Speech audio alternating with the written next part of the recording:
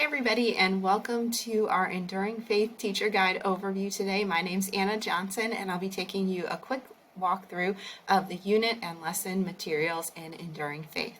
Let's jump right in because we have a lot to cover. I'm going to be looking at one unit and one lesson sample for preschool.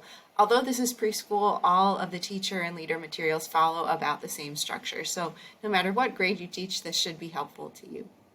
Each unit starts out with a review of key concepts in the unit, especially from the biblical perspective. So this top portion will talk to you about some of the themes, why we grouped those Bible lessons together, and then this bottom section will give you some tips that are specific to your grade and what is appropriate for students in your class to be walking away with at the end of the unit. You also can see here just kind of a quick menu of what Bible lessons you can look forward to. If you have some activities that you know you want to do, this will give you an idea of where to plug those in and where to get started. The second page has some more practical suggestions, so we'll have some pre-assessment ideas. Since this particular lesson is for the little ones, it's just chalking out some good discussion questions with them. For other students, it might be another type of activity that's more appropriate to their age group. You have kind of a project idea that you could do throughout all of the lessons in this. So this one is a classroom garden.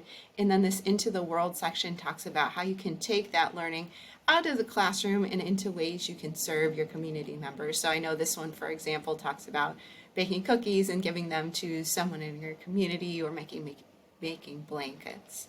And then looking ahead, these are just some highlights of things you might want to really reinforce throughout the unit. Moving on to the actual lesson, each lesson starts out with some biblical background that gives you kind of an overview of what the main points are for that particular lesson. So you can see there's just some context here and then some key points you'll want to know when you're teaching. We have the central truth, which is for kind of all the grades who are looking at this lesson, but then we break it down into the grade level truth that is textualized to your specific grade. We also have tie-ins to our Lutheran school standards. I could talk a lot about those, but if you want to learn more, please watch our other overview video where we go deep into those. We have our learning and teaching objectives and then supply lists. You'll see at the bottom here, we also have a classroom devotion. We have a little activity where students can sing a little prayer. We have an actual prayer that you can pray with them and then some songs. One note about the songs, there are audio files for some of the songs in our digital content center, and then we also suggest songbooks that you can use if your class really likes to sing. Right now we're getting into the meat and the bones of the lesson, so you can see there's a picture of what the students are learning and then some tips for guiding you through how to engage them with those materials. So we always start out with this into the lesson. That's kind of a warm-up activity just to get everybody thinking and on the same page. Into the Word will bring out important concepts in this Bible narrative in the student book. It will give important points for you to make sure that your students walk away with. There's some active learning ideas and then also a tie-in to the memory words or the Bible memory verses, some of you might call them. Then on the second page here, the second session, we have activities more focused on taking those biblical learnings and applying them to everyday life. So again, there will be a warm-up activity.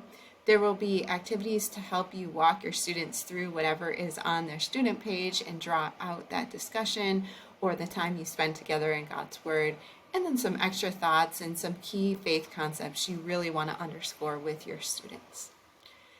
The final page, it brings up the lesson extenders. So these are the ways you can tailor the lesson to your specific setting, whether that's by classroom size or by the time you have with your kids or even their different learning needs. So you can see in this one, we have a lot of different things you could do in addition to what's in the workbook. We have an art, a language music activity, tips for differentiation, and then also some tips for connecting faith at home.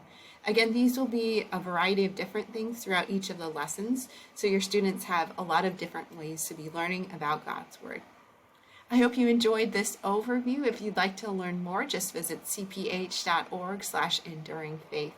Thanks so much for watching, and I can't wait for you guys to use the materials. Bye.